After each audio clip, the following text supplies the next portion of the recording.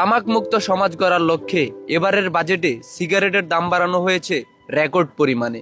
তবে সরকারের এই মহৎ উদ্দেশ্য দেশের একটি বিশাল ভোক্তা শ্রেণীর জীবনে ডেকে এনেছে চরম সংকট ও এক নীরব হাহাকার।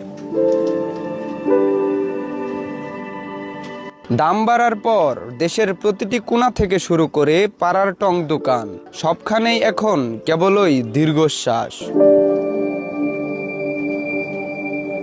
মধ্যবিত্ত ও নিম্ন মধ্যবিত্তের ক্লান্তি দূর করার এই মাধ্যমটি হঠাৎ দামি হয়ে ওঠায় হতাশায় এবং ক্ষোভে ফুঁসছে নিয়মিত ভ্যাটদাতাদের এই অংশটি।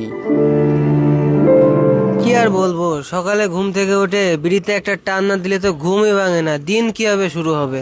এই যে জীবনে এত ঝামেলা, একাডেমিক প্রেশার, বিসিএস দেওয়া লাগবে, প্রেমিকার সাথে 2 বেলা ঝামেলা, পারিবারিক প্রেশার, মনে করেন বাড়িতে গেলে বউয়ের ক্যাসাল, সংসারে এত এত সমস্যা, আবার ইনকাম নাই। সবই 2টা সিগারেটে টান দিয়ে সমাধান করে ফেলতাম। এত সব মানসিক প্রেশার কিছুই মনে হতো না যদি একটু সিগারেটে টান দিতে পারতাম। কিন্তু এখন এইভাবে বাঁচতে পারবো না ভাই। সরকার আমাদের মানসিক থেরাপিটা বন্ধ করে দিয়েছে। সম্ভব না ভাই, সম্ভব না। যান ভাই, যান। এই আকাশচুম্বী মূল্যবৃদ্ধি বাজারে জন্ম দিয়েছে এক অদ্ভুত সংকটের। আভিজাত্য কিংবা লোকলজ্জা ভুলে অনেক শৌখিন ধূমপায়ীকে এখন বাধ্য হয়ে বেছে নিতে হচ্ছে বেঁচে থাকার এক অভিনব ও যন্ত্রণাদায়ক পথ। পথে পথে ফেলে দেওয়া আতপুরা শলাকায় এখন অনেকের শেষ ভরসা। আরে ভাই, সিগারেটের দাম যে হারে বাড়া শুরু করেছে, আমার এই ছাড়া আর কোনো গতি নাই, বুঝছেন?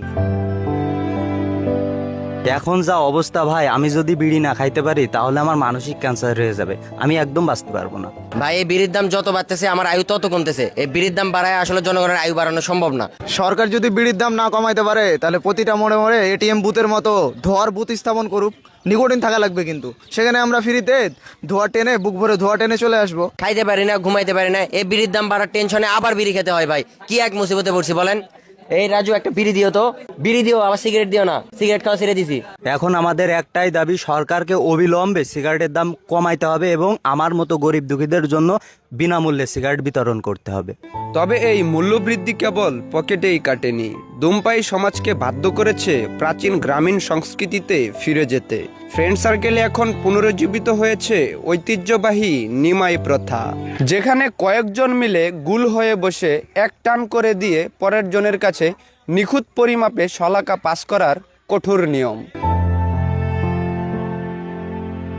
তামাক মুক্ত বাংলাদেশ গড়ার এই সরকারি সিদ্ধান্তকে সাধুবাদ জানালেও এই অবহেলিত সমাজের চাওয়াটা সম্পূর্ণ ভিন্ন। তাদের মতে সমাজে শান্তি